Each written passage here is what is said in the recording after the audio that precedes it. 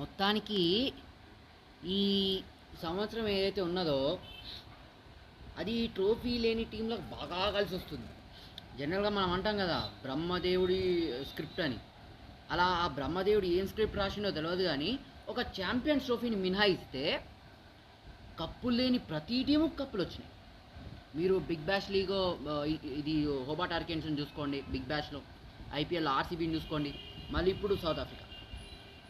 Course వాళ్ళకి cup ఉంది, నేను కాదనట్లేదు, కానీ వాళ్ళకి 27 ఇయర్స్ తర్వాత వాళ్ళకి కప్పు రావడం అనేది మామూలు విషయం కాదు. Congratulations South Africa for your first ICC trophy in 27 years. But ఆస్ట్రేలియాకి వాళ్ళ మైండ్ సెట్ ఏందో, వాళ్ళ గేమ్ ప్లే ఏందో మనందరికీ తెలిసిందే. వాళ్ళు డామినేట్ చేస్తారు అపోజిషన్ని. కానీ ఇక్కడ మాత్రం నో డామినేషన్ అట్ ఆల్. వాళ్ళ దగ్గరికి వెళ్ళి డామినేషన్ అంతా సౌత్ ఆఫ్రికా తీసేసుకుంది. బట్ దానికంటే ముందు ఏం జరిగిందిరా బాబు అంటే, డే 2 డే 3లో సౌత్ ఆఫ్రికా కుప్పగూలిపోయిండు. కమిన్స్ దగ్గరికి వెళ్ళి brilliant bowling, no answers for South Africa.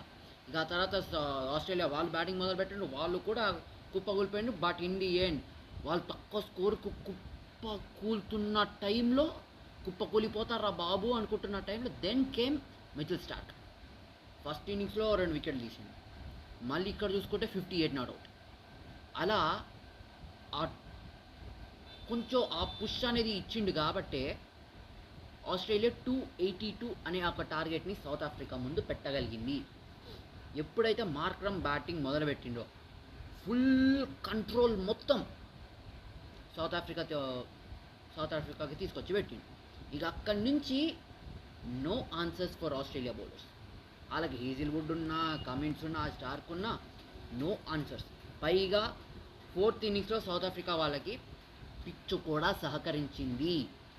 వాళ్ళకి బ్యాటింగ్ బెటర్ అయిపోయింది. లార్డ్స్లో ఓవర్కాస్ట్ పోయి సన్ వచ్చిన వెంటనే సడన్గా బ్యాటింగ్ పిచ్ అయిపోయింది.